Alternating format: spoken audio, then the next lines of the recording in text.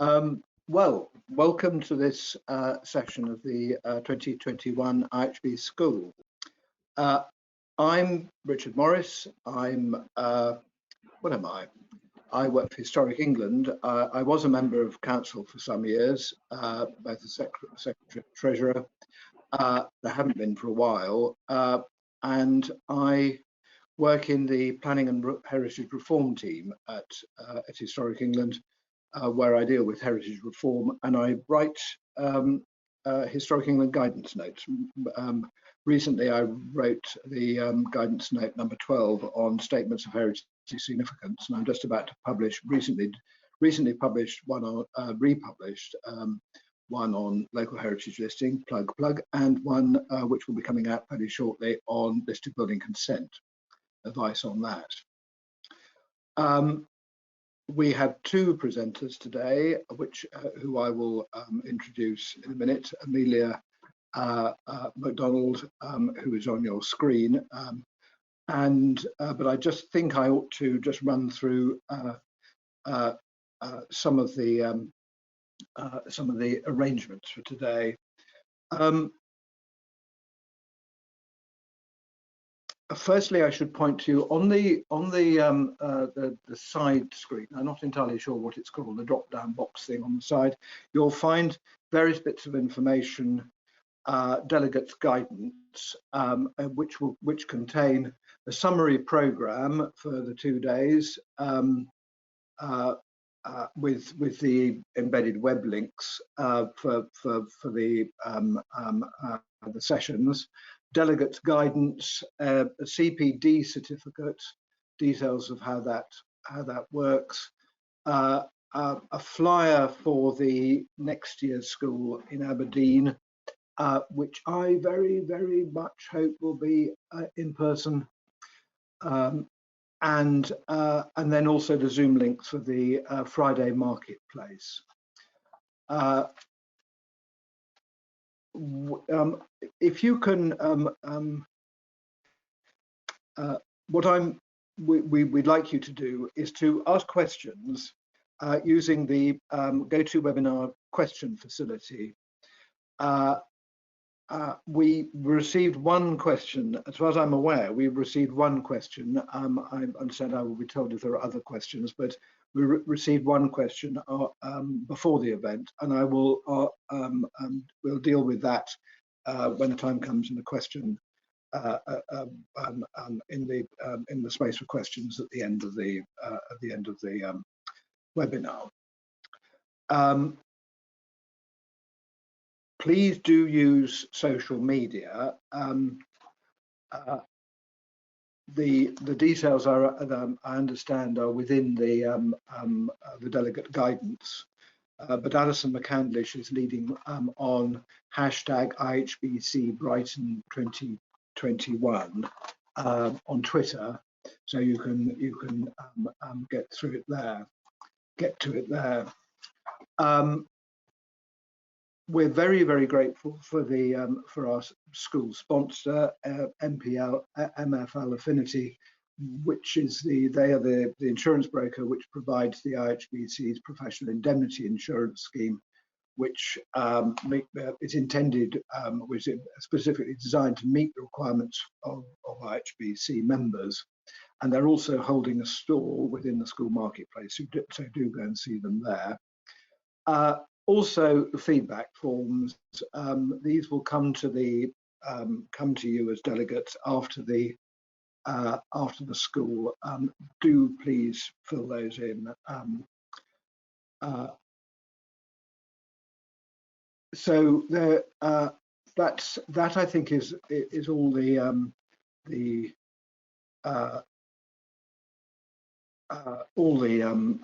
pre stuff for the beginning of the session, and it's now my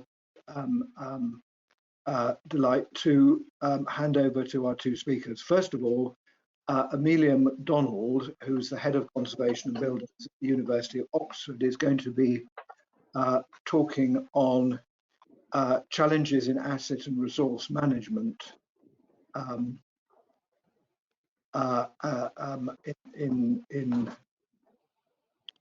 in her work at the University of Oxford. Amelia. Lovely, thank you, Richard. I hope everyone can hear me. Good morning, everybody. I'm just waiting for the screen to open up so I can share what I've got on my slides. Michael, where's the button? There it is, show my screen. So hopefully we can see Amelia. Yep, we can see you and your slides as well. Thanks.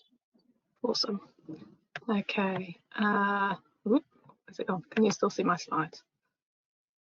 Yep, This worked slides still there. yesterday. There we go. Right. Okay. So, yes, as Richard has said, my name is Amelia MacDonald. I'm head of the Conservation Buildings team at the University of Oxford Estate Services Department, and I'm responsible for the repairs and maintenance of the built fabric of a portfolio of over 400 buildings spread across Oxford City and also the surrounding area. And my buildings include places like the libraries, the galleries, the museums, teaching and research spaces, the graduate accommodation buildings, and just recently, the buildings from the commercial rental and professorial portfolio have also joined our list. Here are some obligatory, beautiful photographs of just a few of the buildings that I look after. But the estate covers everything from Grade 1 listed libraries through to large scientific research buildings that were completed in the last 12 months or so. We have over 60 listed buildings, an additional 100 or more buildings that sit within designated conservation areas, 3 historic parks and gardens, and a selection of extremely well-preserved archaeological sites. I do not have responsibility for the buildings of the individual Oxford colleges. They are all separate legal institutions and they take care of themselves. Many of the challenges faced by my team are pretty basic fare to anybody who works in conservation. Wind and water damage, failing cementitious render, pests and infestations. We spend a great deal of time and effort on preventative maintenance, gutter clearing, cleaning, maintaining roof access equipment, cleaning up mould, moss and lichen, and those sorts of things. We respond to requests for assistance from building occupants in relation to water ingress, operational damage, broken windows, blocked drains. We even manage items such as the annual gritting contract for the university, which ensures that paths and roadways within the university grounds are as safe as possible during cold weather. But the historic stonework, for example, in the Bodleian or the science site, is protected through the use of different gritting substrates and different spreading methods. So we'd be hand spreading in front of a stone building, for example, and using a bromide-based salt rather than a standard salt. So far, so good. So along with the general day-to-day challenges of falling masonry, damaged retaining walls, moths in sheep's wool insulation, we also have a number of larger institutional challenges which we have to navigate. Funding, for example. So the University of Oxford is often cited as a rich institution, but people forget that the wealth is, for the most part, held by the individual colleges rather than the main body of the university. So the estate services team, like any large organisation, has a limited budget and is expected to cut its cloth accordingly. Balancing limited funding with the need to undertake repairs and maintenance swiftly and also use good quality materials and properly qualified contractors is a difficult ask. If we take the functional estate, for example, each year I'm given a budget of approximately £4.5 million to undertake all the necessary works across the teaching, research and learning buildings of our estate. Well, it sounds like a lot of money, until you realise that my shopping list of essential maintenance repairs for each year stretches to over £8 million. So how do I know what's on my shopping list? Well, my team collects information as they go out and about around the university, and the departmental administrators and building users do their bit by telling us what they've spotted in their buildings. But the bulk of the data that creates my shopping list comes out of our strategic 5-year buildings condition survey. Every year, a team of external surveyors visits approximately 20% of the buildings within the estate and carries out a thorough building condition survey. They identify building mechanical and electrical defects, and they also assess the condition of all elements of the building fabric and services. They then produce a short written summary for each building, which gives it an overall condition score of A being good, very good, through to D being unusable, and a huge stack of data in the form of a 40-year projected cost maintenance plan. And what that does is it bases itself on assumptions relating to expected lifespans of individual building elements. So for example, a flat roof might be expected to last 15 years. And then it ranks each item according to the speed with which it needs to be addressed. The result is basically an enormous spreadsheet. And I then spend a great deal of time identifying key problem areas and creating a prioritized shopping list for the university estate as a whole. Governance and regulatory control are also key challenges that we face. The university has a very long history and an organically grown system of governance, which has evolved over centuries. There are split responsibilities.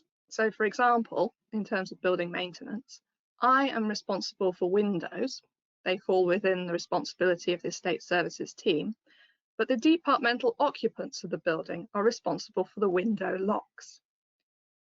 When a window stay fails, we have to have a conversation, because is it part of the window or is it part of the locking mechanism? These are just minor details, but over the estate as a whole, they can make quite big differences. We work within the ever-evolving planning system, and that also presents some challenges. For example, recently we've been dealing with changes to permitted development rights as a result of the science area within the university being included in the Oxford Central Conservation Area for the first time a couple of years ago when the boundaries were reviewed. And this has led to an increase in regulatory workload, not just for the university, but also for the City Council.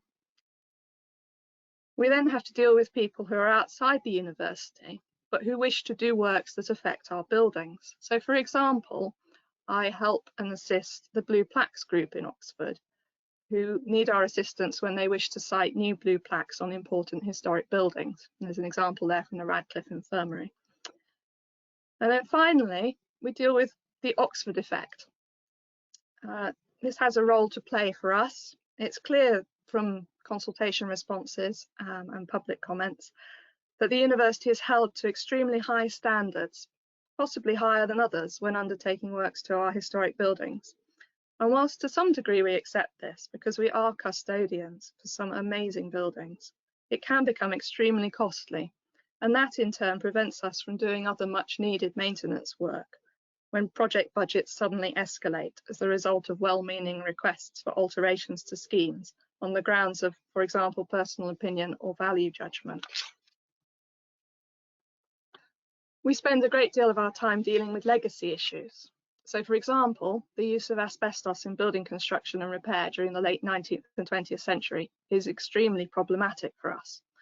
The correct management of asbestos-containing materials, and ultimately, ideally, their removal, can be a difficult challenge to balance against the preservation and conservation of historic building fabric.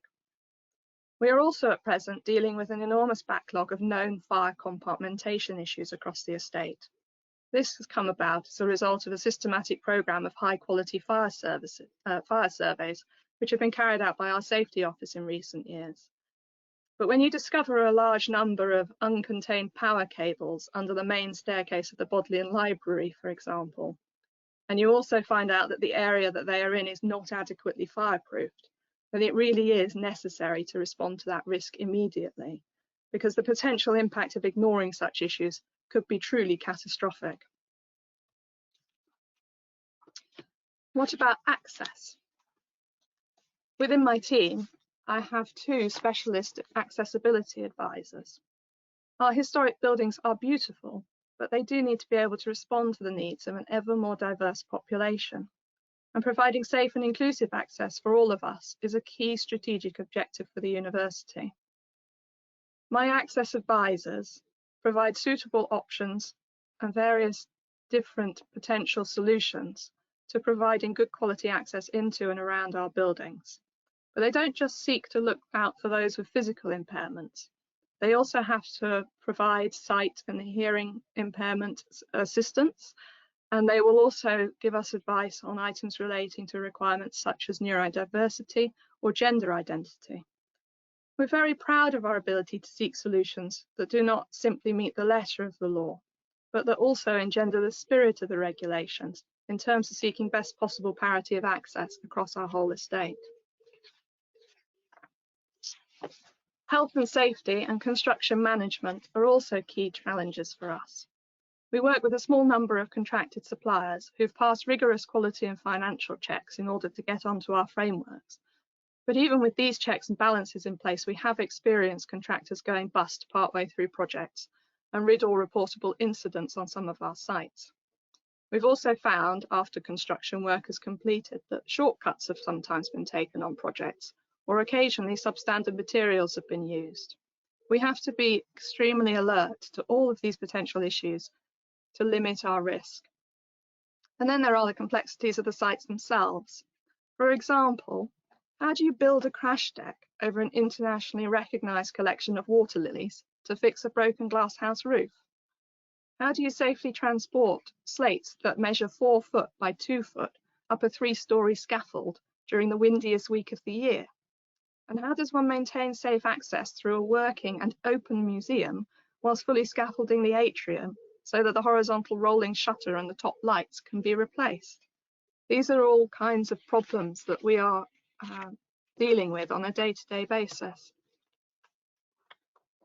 Sadly, for the last 18 months or so, we've also been dealing with the impact and residual ramifications of the COVID pandemic. We've had to support facilities management colleagues with their COVID secure building signage. Is it allowable to stick wayfinding arrows to cork flooring in a listed 60s building? I don't think so. We manage PPM and reactive maintenance, but in closed buildings, this can be extremely difficult.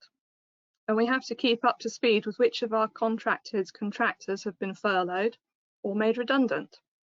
And now, as we come out of the worst of the lockdowns, touch wood, we're facing an industry-wide shortage of materials, scaffolding, paint, glass, sand, all in very short supply. And our contractors as well are fewer than they used to be. We also have a massive backlog of minor reactive maintenance works which weren't spotted in our buildings whilst they were vacant. And we also have the pressures of having to deliver a number of new temporary buildings for a certain vaccine delivery project.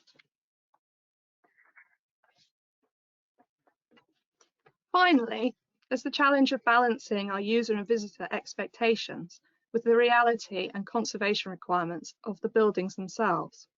As an example, this is the Danby Arch of the Oxford Botanic Gardens, which was in an extremely sorry state a few years ago due to the build-up and long-term ill effects of particulates and dirt from the traffic that passes it.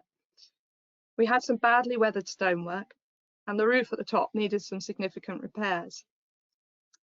When we went to talk to the Botanic Gardens staff about this project, they were extremely keen for us to clean this building to the point where it would look as good as new, so that people approaching the site could appreciate the intricate detailing of the stonework. Well, after a fair amount of negotiation and working collaboratively with a wide range of stakeholders, including the gardens, but also the City Council, Historic England and various other people with an interest in the building, we were able to work with quality stonemasons and make sure that we did clean the building and we effected the necessary repairs to make it good, so that the building now looks attractive from the roadside, but doesn't look like it's a brand new building. The good thing about repairs and maintenance, or at least you know you've done it well, is when the average visitor comes to see the site and doesn't even know that we've been there. And that's definitely the case at the Danby Arch.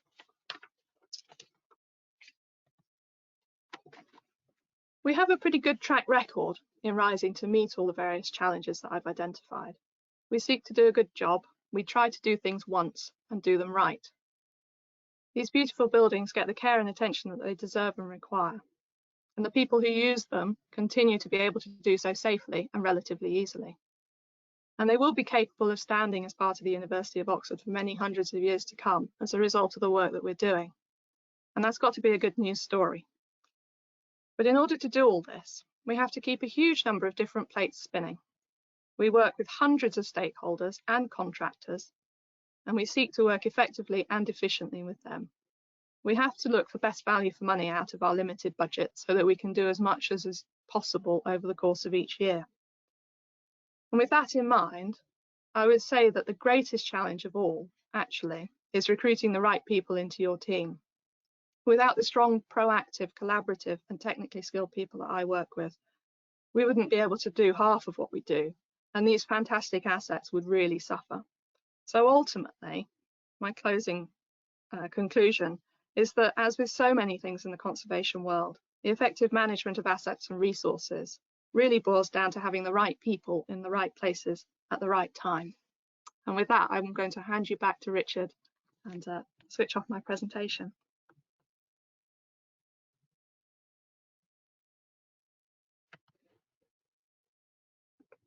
I think you're on mute, Richard. I should be unmuted now. Am I unmuted? Yes, I am. Thank you, Amelia. That was fascinating. I know quite a lot of those, well, some of those buildings really quite well. To see the work which goes on behind the scenes is extraordinary, and the sheer amount of difference between the kind of buildings you're dealing with. Do things once and do them right. Yes, that's very good, and get the people right too. I'm going to. I've got loads of questions. I won't answer them. Ask them now. We'll go on to James. We're running a couple of minutes over. There is a bit of a problem with James, that James won't, as I understand it, although I stand to be corrected, that James will only be appearing sound only. Is that correct? Sorry, Richard, it's Sean O'Reilly here. We're just working on James at the moment, and Michael, our tech person, will hopefully have him either speaking without slides, or if we get the slides running, do that. But maybe if you could work with Amelia on questions there for her section particularly, that would be great. I'll ask the questions. One thing which we're all aware of at the moment is the issue of sustainability and carbon zero and all of that stuff.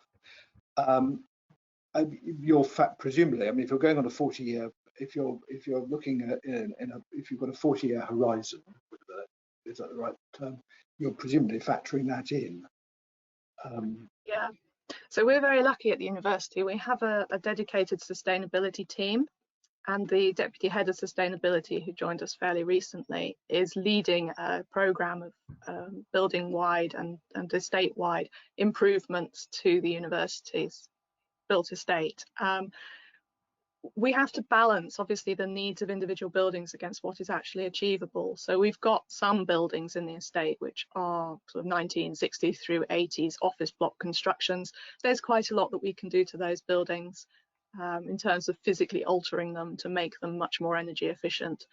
When we get through to the buildings like the ones that you saw at the beginning of the slide, so the Bodleian Library, the exam schools, the Radcliffe Camera and so on, we need to be very much more gentle in our approach, and we work together very closely to make sure that what we're doing is we're achieving the best possible thermal efficiency that we can in our buildings without damaging their historic interest. So we've been working with the City Council over the last 6 months on a process of the delicately sealing windows across the historic buildings using a patented putty that goes in and sort of fills in all the little gaps, but the windows remain open and closable.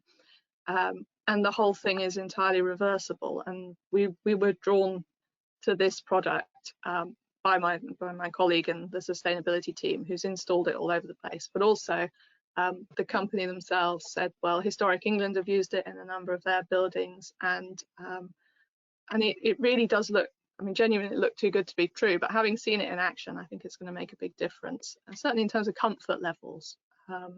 And it's far less intrusive than, say, secondary double glazing would be. So yeah, so we're doing what we can. There's a lot of work going on at the moment to look at boilers. To remove gas boilers from the estate as a whole is a strategic goal. I think by 2030, but I may be wrong. And one of the things that we're looking at is, well, how can you install things like air source heat pumps into historic buildings, particularly when they're landlocked and they have very little outside space to play with. And we're going to look for the best that we can, I think, is the general gist of it.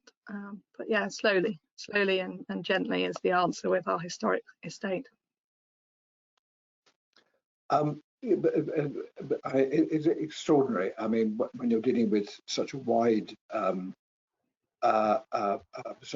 portfolio of different buildings of so many different kinds and types, presumably, I mean, this just means that you to go back to your point about getting the right people, that you're promoting practice across relevant disciplines, across the various different kinds of disciplines as a kind of matter of course.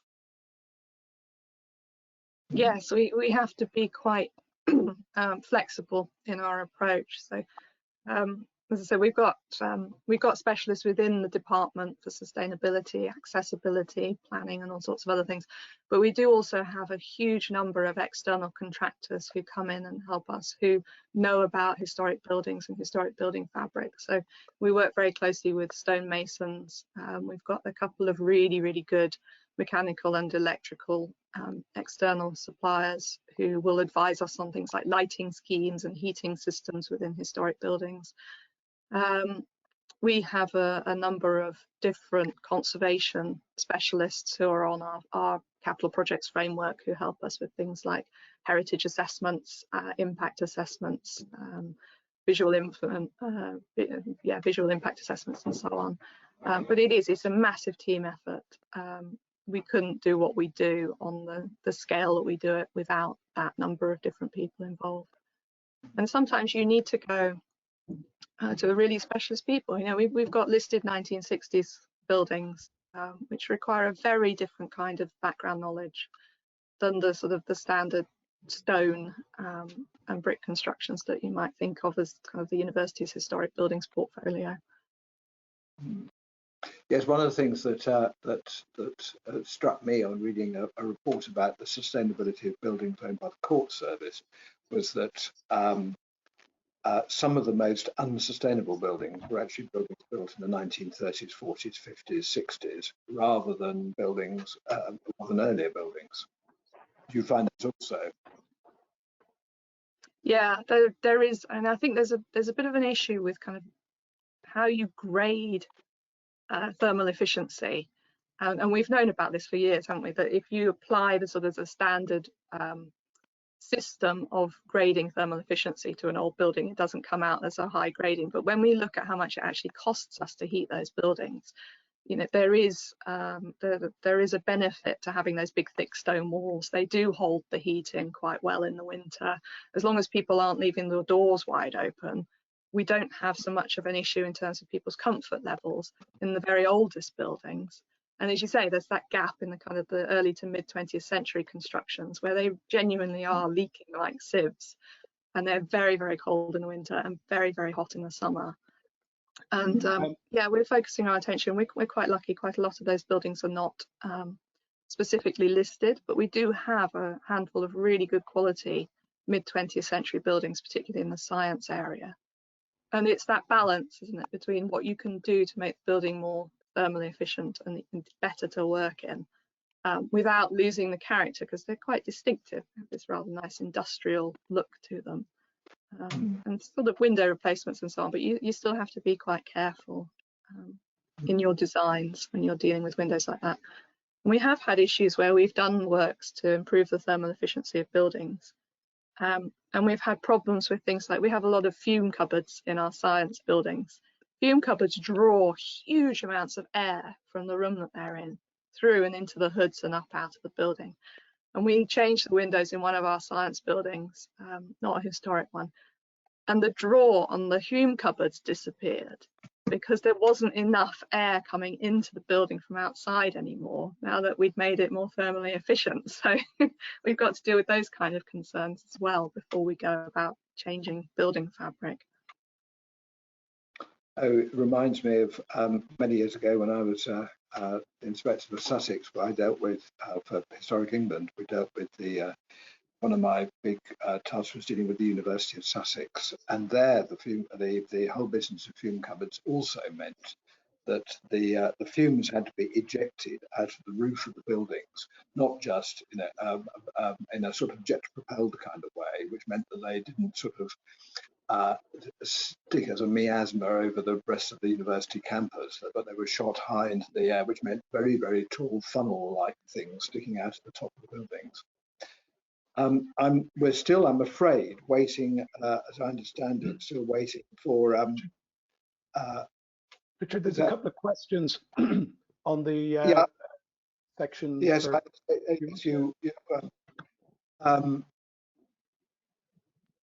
sorry, I'm just trying to. Do you have a process? You're obviously working with contractors a lot. Do you have a process for evaluation of contractors, or how do you go about that process? So we do. It's a multi-stage process. A lot of our contractors are on frameworks, and in order to get onto those frameworks, they have to submit a huge amount of information for the tender evaluation process. So during tender evaluation for our frameworks, we will ask people to give us examples of listed buildings that they've worked on, or specialist science laboratories. We will seek reassurances from them that they understand the kind of buildings that we're dealing with, and also the kind of people who are working within our buildings. And our purchasing colleagues will do a huge amount of kind of financial background checking. The insurance team will check insurance levels and so on. And then as part of once the contract's in place, as part of the contract management process, we will have meetings every 6 months or every year where we speak to the contractors about things like key performance indicators, whether or not they're meeting their service level agreements or delivery, for example. We will discuss any RID or reportable or near miss accidents and incidents that they've had. We will sort of discuss with them any issues that they've had with building users and so on. And a lot of it ultimately boils down actually to things like communication. So it's fairly easy to sort of say, well, you've had this many incidents this year and we think you need to do something about your risk assessment method statements. That's really, really simple. But getting the right contractors in who can communicate effectively with the people who work in our buildings, that's really quite key. And the only way really of testing that is to put people out there and say, you know, go and talk to our departments, go and describe to them the way in which you might, I don't know, completely refurbish this lab whilst you've got 2 or 3 other active laboratories nearby, one of which has a large piece of equipment in it that is sensitive to vibrations, and if you make it vibrate, then 3 years worth of data will be nuked because it will sort of mess up the experiment. So that's the kind of process that we will go through to make sure that people can work in our buildings. So, I mean, you say that you ask them, you suggest they go and speak to the building users. Do you find there's a conflict between the building users and the work that you do, or and it's I was just reminded of the University of Sussex.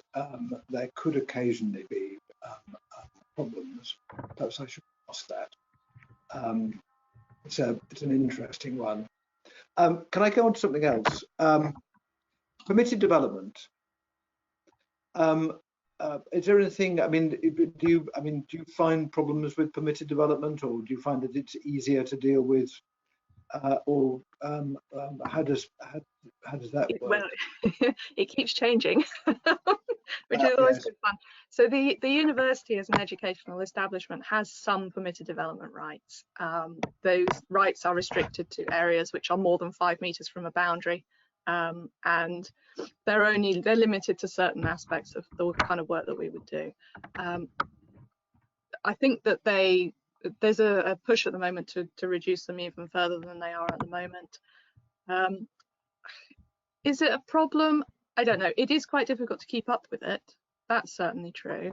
And we're not often directly told about things that have changed. We have to make sure that we're checking the regs on a regular basis.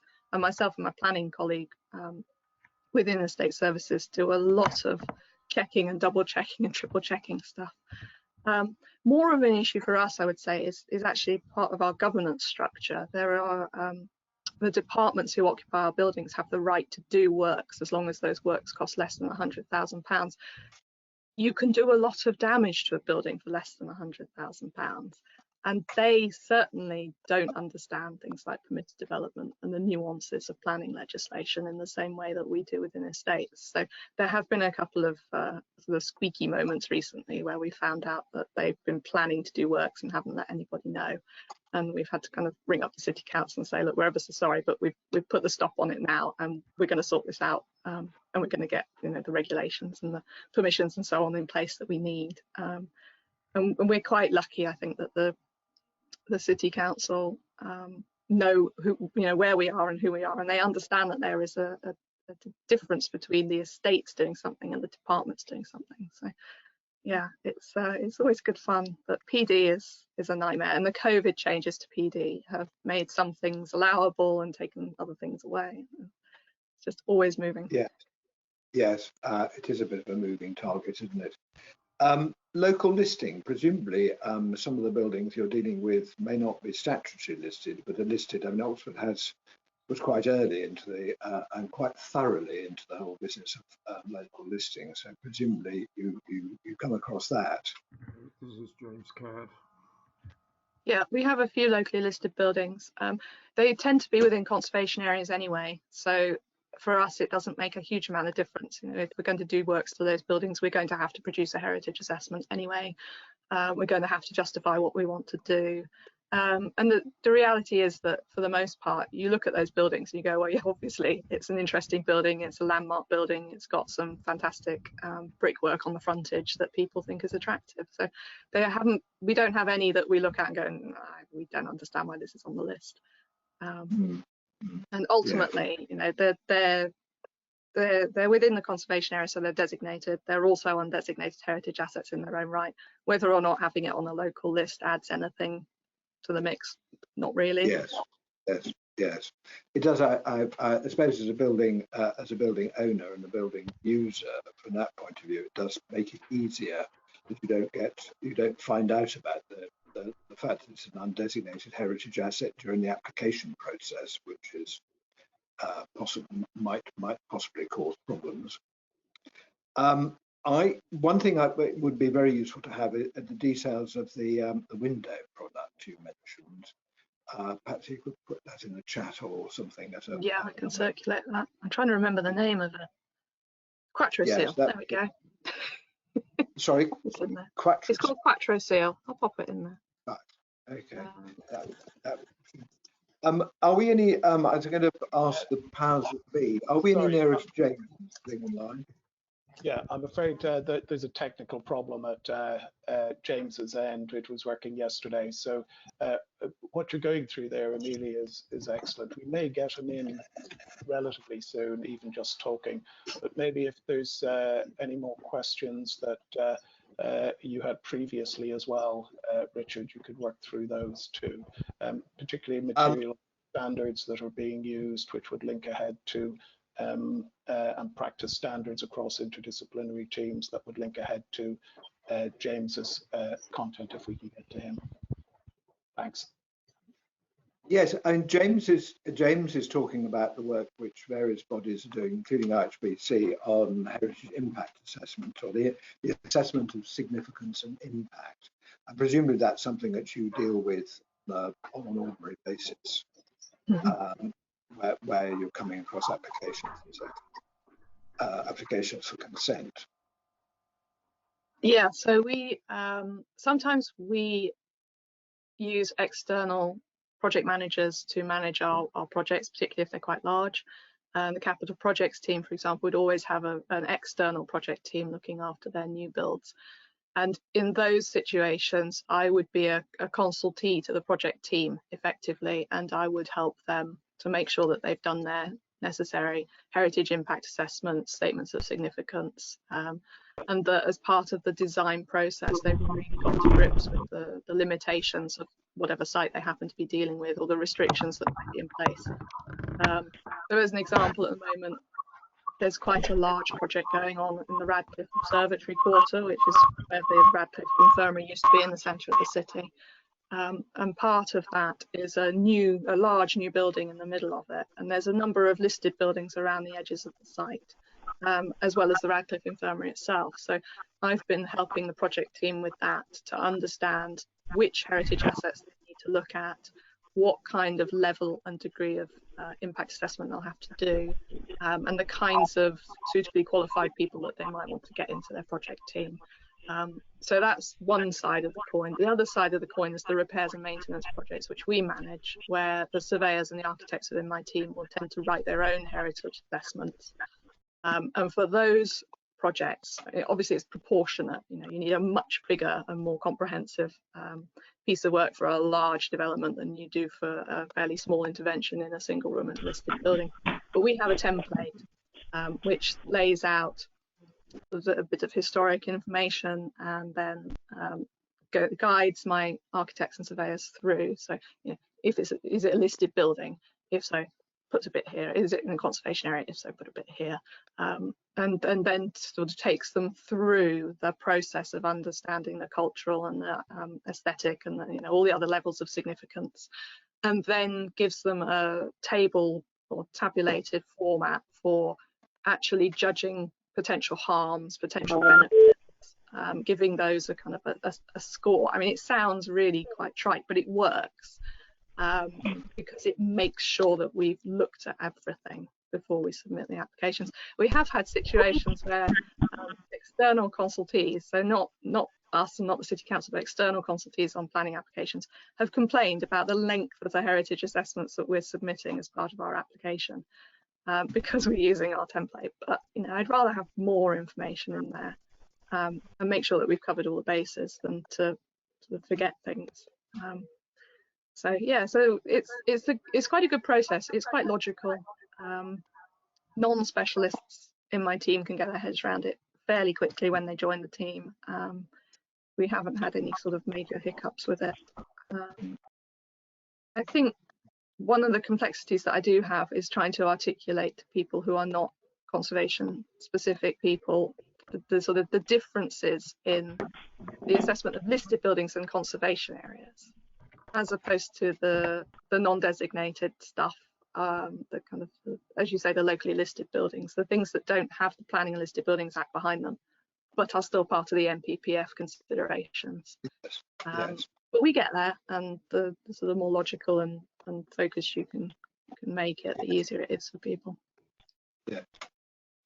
Yes, you mentioned the Radcliffe, the area around the Radcliffe Observatory and the former hospital site. For the past several years, until COVID happened, I was, as part of a setting, some training on setting at Rewley House at the Department of Continuing Education, speaking on that because I wrote rewrote the Historic England Guidance on Setting and Views, and it's and we always went there. Rather a joy to look at to go up Radcliffe Observatory, to stand at the top and look down at Oxford, but also to see a large development site developing over time. Mm-hmm. So we were marking your work in a way as the buildings popped up on site. Last time I saw it, the big building which we're talking about, the large site, was still undeveloped. I mean, presume that's still undeveloped, that big site. It is, yeah. At the moment, we're using it as a bit of temporary car parking because people can't use public transport to get into work. But the work for the new proposed development there is very much in train. And I think that submission to the City Council will be relatively shortly received, but they're going through at the moment the process of talking to the Oxford Design Review panel and various key stakeholders, and making sure that the neighbouring colleges and so on are sort of happy with what's being proposed. It's a huge project. The whole of the humanities division is basically moving into one single large building, with a concert hall and a small cube room that they're going to use for seminar spaces and so on. Museum instrument, a museum of musical instruments is going to go into the front foyer. There's going to be I think 3 different libraries in the building. I mean, it's just absolutely amazing. Yes. And the crowning glory at the moment is this lovely glazed dome at the top of the central atrium, which it looks absolutely fantastic. And of course I'm in the meetings going, but how am I going to scaffold up to that when I have to put a crash deck in because some pigeons dropped a stone on the top? So it's good fun. Have you ever done have you ever done anything in the way of heritage partnership agreements or anything of that kind with the council? Have we ever done any HPAs? I haven't. I think there was something in place for a couple of the larger projects that were done before my time at the university. It's not something that we do a great deal of. We did briefly discuss it in relation to certain things which were sort of on the verge of permitted development, but not necessarily. But no, we haven't. There is some work at the moment on conservation management plans, which I know they're slightly different, but we use them in a fairly similar way in that they help us to sort of describe the kind of works that we are going to have to do in the future, and then it makes the processing of applications easier and smoother, and that seems to work quite well for us. We've got a thing that we're having to deal with at the moment, which isn't buildings related, it's archaeology related. So under the university parks, there's a huge amount of really interesting sort of late prehistoric through Saxon burial remains and so on, which were discovered as part of an archaeological survey that was done for the recent Beecroft building that was put in. And I mean, it's really, really fascinating. And the guys at the City Council Archaeology Department looked at it and went, oh my goodness, this is probably, you know, schedulable. It's that important. So we are in the process of putting together a really comprehensive management plan for the university parks, which includes the archaeology. And we're going to survey the rest of the park between the area that we've already done and up towards Norham Gardens. So that we know what's there roughly, and we know how deep it is, and we know kind of how well preserved it is in various areas where there's been a lot of change over the last 100 years or so. But no, we don't have any HPAs that I'm aware of. We've also looked very briefly, I've been talking to the sustainability team, and they have been talking to the Grosvenor Estate in London about sort of energy efficiency in listed buildings, and we did briefly talk to them about the use of listed building consent orders and local listed building consent orders for certain kinds of sustainability thermal efficiency work that we might like to do across multiple buildings within the estate, but we haven't really gone any further than just saying, well, that might be an option. I don't know, we find that individual listed building consents for things seem to work quite well for us, because all our buildings are so different, you know. How much is domestic? How many domestic buildings? I mean, you did show a house, but is that in domestic use, or is it in a house which is in office use, or you know, faculty use? Some of them are in domestic use. We have a fairly small commercial residential portfolio. There's a series of about 15 or 20 thatched cottages in Whiteton Village, which are owned by the university and are let out on a commercial basis. They present some really interesting challenges, particularly when the rooks and the ravens in Whiteton Village discovered that they could pull the corn out of the thatch. And it takes years to untrain them. So what we did was we put, sorry, our battery's running out. We put quite sort of high standing netting off the thatch, that are a foot away from the thatch, for a period of 5 years, and eventually the birds forgot how to do it. I'm going to have to seek technical assistance because I need to plug my computer in somewhere. So we do have those. We have a selection of unlisted residential properties in the city centre. We look after things like the Vice Chancellor's professorial accommodation, but a lot of the villas in our portfolio are actually used for teaching space. So yeah. No, I just wondered, because it always struck me that an LLVCO, I mean, would be a very useful thing to, deal with a terrace of housing, terrace of housing, terrace of houses rather, where they're under considerable pressure for changing bathrooms and stuff like that, which is, you know, fine as far as it goes, but you know, you can do a bit of damage if you stick the stick the pipework through the front facade or something, you know. Yeah. And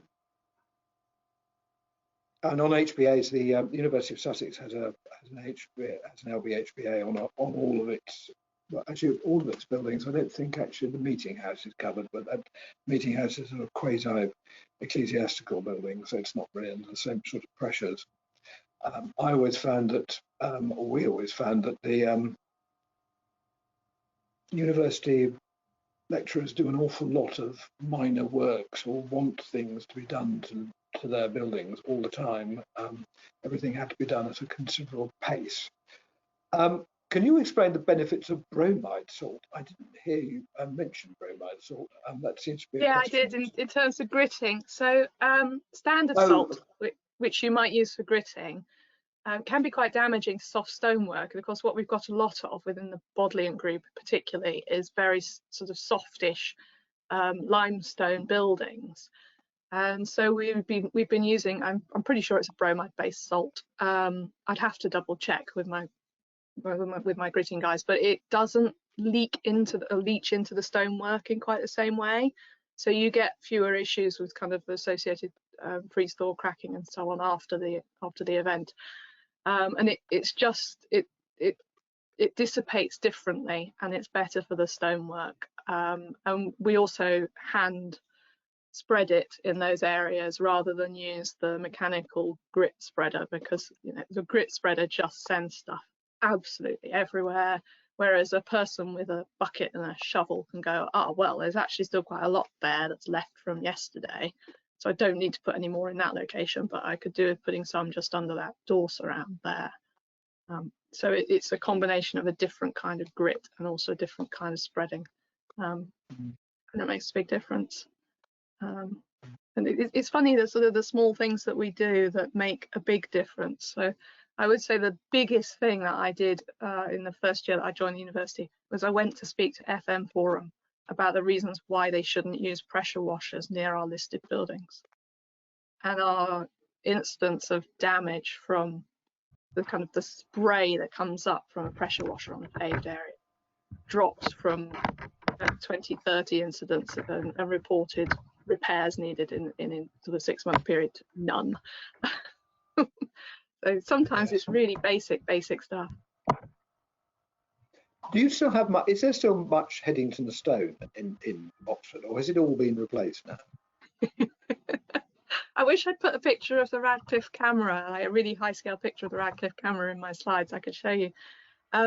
It hasn't all been replaced. We're very, very gentle with our stone replacement processes. But if you look at a building like the Radcliffe Camera, which had Headington stone in it originally, it now has like 7, 8, 9 different kinds of stone on the facade. A lot of it now is Clipsham, which has been put in as a repair. We find that it looks all right, but it weathers very differently. And you know, you can really see it. If the light is right, you can look at our buildings and you can absolutely see where the building stone has been replaced. But what kind of other choice do you have? We defrass and retain as much of the historic fabric as we can rather than replace it. But there comes a point at which, you know, there is no choice. I did have a picture in the slide of one of the top urns at the Radcam recently. Some stonework fell off. And we got up there and we've done a full survey, and what had happened was that the capstone under it had snapped, had broken sort of across a diagonal many years ago, and someone had decided in their wisdom to just basically stick it back with some really high cementitious mortar, you know, a bit like No More Nails, and it has survived for like 25 years like that, but now it's coming away again, so we had to lift the urn and the top capstone off, and we've completely replaced the capstone underneath and then put them back on. Yeah, and we had the conservation officers at the scaffold with the stonemasons going, which stone shall we use? Which would be the best options? Yeah, yeah, yeah. Yeah, I mean, I remember, I mean, years ago, the library at Christchurch was, I mean, it seemed to be, I mean, I can remember, back in the 70s, it appeared to be suffering from some sort of particularly bad sort of skin disease. It was absolutely extraordinary. Wren used it on, there still is a little bit actually, in St Paul's Cathedral. He used Headington stone, I think because he was having difficulty getting hold of Portland. But that was, I mean, later on, I think Robert Milne then replaced most of it, so there's hardly any left. It just didn't survive in those sorts of, I mean, St Paul's in the central London. I'm not sure. I mean, if Sean is still online, I think we've come sort of to the end of the. Yes, sorry, I think probably it's time to head towards a wrap up there, Richard. But we haven't, even with half the presenters scheduled, we've still not answered all the questions. So we will have a few more questions to come in the feedback to delegates, just so that people know as well. And we'll see how James, when we can get him, and Amelia will be able to help on that. So I'll let you wrap up there, Richard. Amelia, yeah, thank you, Sean. Amelia, this has been fascinating. I mean, it was, we've, you know, talking to somebody who has kind of overall control of such an extraordinary and varied range of buildings, and we've covered, you know, window sealing products, bromide salt, which I must admit I'd never heard of, you know, local listing, the development of the, you know, the new buildings on the Radcliffe Hospital site. You know, thank you very much for this, and I am sorry that you've had to do it for so long, but it has been fascinating. It's a pleasure, and yeah, it's a small amount of what I deal with on a daily basis, but it's always nice to talk. What a wonderfully varied job you have, and I'm sure the university is extremely lucky to have you and your team dealing with these extremely precious buildings.